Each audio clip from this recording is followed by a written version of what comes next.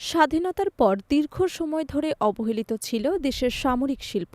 এবার চট্টগ্রামের মিরসরাইয়ে defence industrial zone স্থাপন করে বাংলাদেশ নতুন মাত্রায় সামরিক শক্তি বাড়াচ্ছে। মিরসরাইতে প্রায় ৮৫০ একর জমি আজ থেকে এই শিল্পের জন্য মঞ্চ হিসেবে ব্যবহার করা হবে। স্বাধীনতা পরবর্তী সময়ে বাংলাদেশের সামরিক শক্তি বাড়ানোর দিকে তেমন গুরুত্ব দেয়নি কোনো সরকারই। বিশেষ করে বিগত আওয়ামী লীগের ১৫ বছর শাসনামলে কার্যকর পদক্ষেপ নেওয়া হয়নি।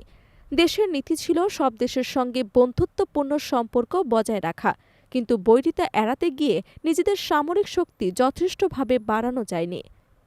অভিযোগ রয়েছে, নয়াদিল্লির প্রভাবের কারণে সামরিক শক্তিতে উপেক্ষা করা হয়েছে। এমনকি বলা হয়, বাংলাদেশ সামরিক দিক থেকে শক্তিশালী হোক তা ভারত কখনো চায়নি। যদিও সামরিক শক্তি বাড়ানোর চেষ্টা করা হলেও ভারতের পক্ষ থেকে বাংলাদেশের আঞ্চলিক স্থিতিশীলতা বজায় রাখার আশ্বাস সবসময় দেওয়া হয়েছে। কিন্তু ২৪শের গণ অভ্যুত্থানের পর হাসিনার পতনের পরই ভারতের আসল মনোভাব ধীরে ধীরে প্রকাশ পেতে শুরু করে। আশ্বাসের আড়ালে ভারত বাংলাদেশের সার্বভৌমত্বের জন্য হুমকি তৈরি করতে পারে।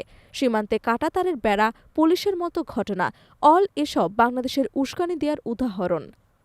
এই পরিস্থিতিতে বাংলাদেশের অন্তর্বর্তীকালীন সরকার নিজেদের ভঙ্গুর সামরিক শক্তি বাড়ানোর প্রয়োজনীয়তা অনুধাবন করে। হাসিনার সময় ফেলে আসা মেরুদণ্ডহীন সামরিক শক্তিকে প্রাণ দিতে তাদের উদ্যোগে ওঠে।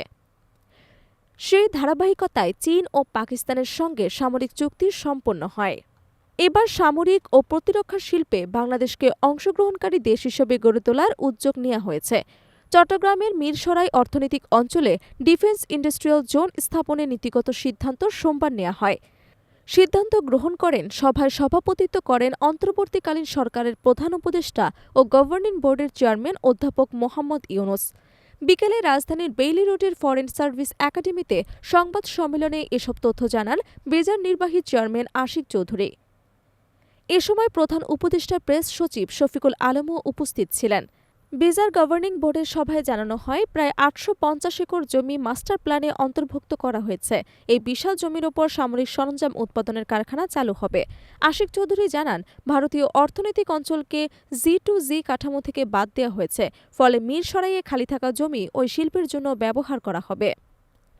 ডিফেন্স ইন্ডাস্ট্রিয়াল জোনের মাধ্যমে বাংলাদেশ প্রাথমিকভাবে গোলাবারুদ যন্ত্রাংশ এবং অন্যান্য সামরিক উপকরণ উৎপাদনের সম্ভাবনা যাচাই করবে।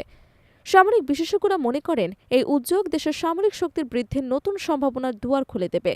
একদিকে বিদেশে অস্ত্র সরঞ্জাম বিক্রি করে আর্থিকভাবে লাভবান হওয়া যাবে, অন্যদিকে দেশের মধ্যে সমরাস্ত্র উৎপাদন থাকায় সামরিক সক্ষমতা বাড়ানোর সুযোগ তৈরি হবে, ফলে প্রতিবেশী দেশগুলো বাংলাদেশকে সমীহ করবে।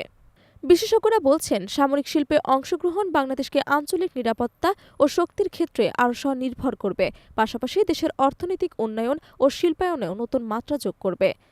দীর্ঘদিন ধরে অস্ত্র ও প্রতিরক্ষা শিল্পে অবহেলা বাংলাদেশের সামরিক সক্ষমতাকে সীমিত রেখেছিল। এবার এ জোট স্থাপনের মাধ্যমে দেশের সামরিক শিল্পে নতুন দিগন্ত উন্মুক্ত হবে।